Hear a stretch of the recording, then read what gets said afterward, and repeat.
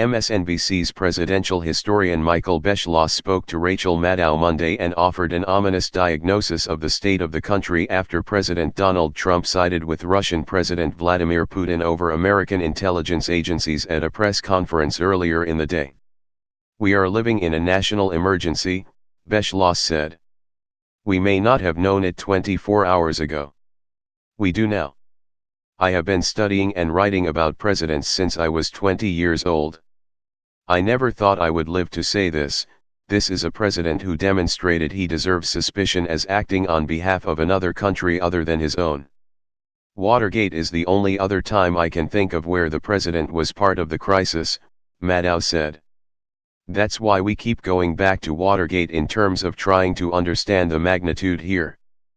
But when it's a national security matter, when it is a foreign policy matter, when it is an intelligence matter like this and the president is not the one to lead the country out of this problem, do we have anything from history to help us understand who we look to for leadership instead?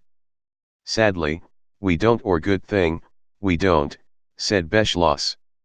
"Nixon did terrible things, but no one ever suspected seriously that he was acting on behalf of Russia or some other foreign power, so we can't look back and say, this is the what we did it." He continued, "On the other hand, this is the time for members of Congress to step up, particularly members of Donald Trump's own party.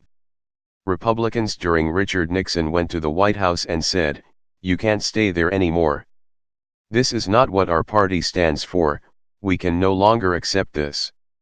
If we see tomorrow morning that Republican leaders in the House and Senate are still saying, 'Yes, this was a terrible press conference, but we're still for Donald Trump,' then we've got an even bigger problem.